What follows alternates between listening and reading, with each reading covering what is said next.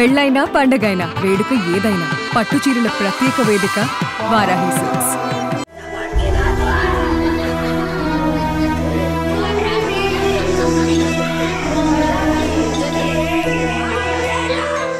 భారత్ పాకిస్తాన్ల మధ్య ఉద్రిక్త పరిస్థితులు నెలకొన్నాయి. అయితే జమ్మూ కాశ్మీర్లో జరుగుతున్న యుద్ధ భూమిలో ఏపీకి చెందిన వీర జవాన్ మరణించారు.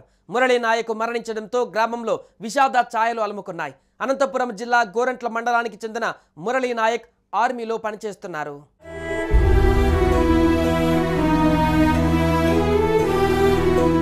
పాకిస్తాన్తో భారత యుద్ధం అంతకంతకు భీకరంగా మారుతుంది.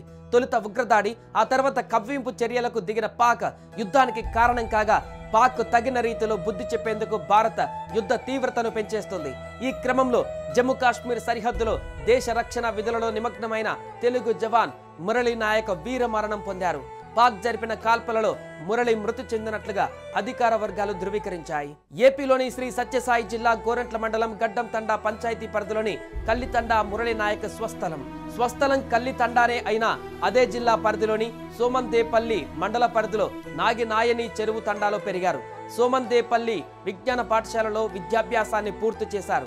విద్యాభ్యాసం తర్వాత భారత సైన్యంలో చేరిన మురళీ నాయక్ గురువారం నాటి పాక్ చొరబాటుదారులను అడ్డుకునే ఆపరేషన్లో పాలు పంచుకున్నాడు. ఈ క్రమంలోనే పాక్ వైపు నుంచి దూసుకువచ్చిన కాల్పులలో మురళీ నాయక్ వీరమరణం పొందారు. శుక్రవారం ఉదయం మురళీ నాయక్ మృతిని ధృవీకరించింది. అదే విషయాన్ని మురళీ కుటుంబానికి కూడా చేరవేశారు. ఈ వార్త విన్న వెంటనే మురళీ కుటుంబం కుప్పకూలిపోయింది. రేపు మురళీ పార్థివ దేహాన్ని ఆయన స్వగ్రామం అయినటువంటి కల్లితండాకు చేర్చనున్నట్లుగా సమాచారం.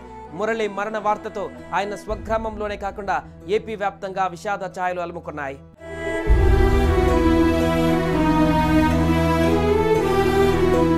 ఈ విషయం తెలిసిన వెంటనే టీడీపీ అధినేత ఏపీ సీఎం నారా చంద్రబాబు నాయుడు వీర జవాన్ మరణానికి సంతాపం తెలుపుతూ ఒక ప్రకటన విడుదల చేశారు. యుద్ధంలో మురళీ నాయక్ ప్రాణాలు కోల్పోవడం బాధాకరమని ఆ సంతాపంలో చంద్రబాబు పేర్కొన్నారు. దేశం కోసం ప్రాణాలు అర్పించిన వీర జవాన్ మురళీకి నివాళి అర్పించిన బాబు మురళీ కుటుంబ సభ్యులకు తన ప్రగాఢ సానుభూతి తెలిపారు. జనసేనాని డిప్యూటీ సీఎం పవన్ కళ్యాణ్, మంత్రి నారా లోకేష్లు కూడా మురళీ వీర మరణం పైన సంతాపం తెలుపుతూ ప్రకటనలు జారీ చేశారు.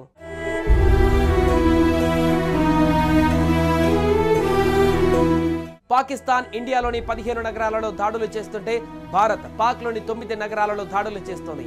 పాకిస్తాన్ 50కి పైగా డ్రోన్లను భారత్ పైకి ప్రయోగించింది.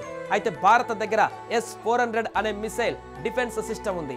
అందువల్ల దీని ద్వారా భారత్ పాకిస్తాన్ నుంచి వస్తున్న మిసైల్స్ ని అడ్డుకుంటుంది. అలాగే డ్రోన్లను కూడా అడ్డుకొని నాశనం చేస్తుంది.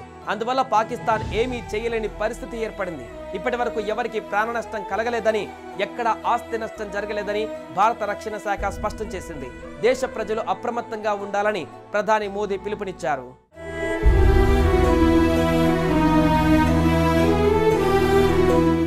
సుమన్ టీవీలో మీ పర్సనల్ అండ్ బిజినెస్ ప్రమోషన్స్ కోసం కింది నెంబర్కి కాంటాక్ట్ చేయండి.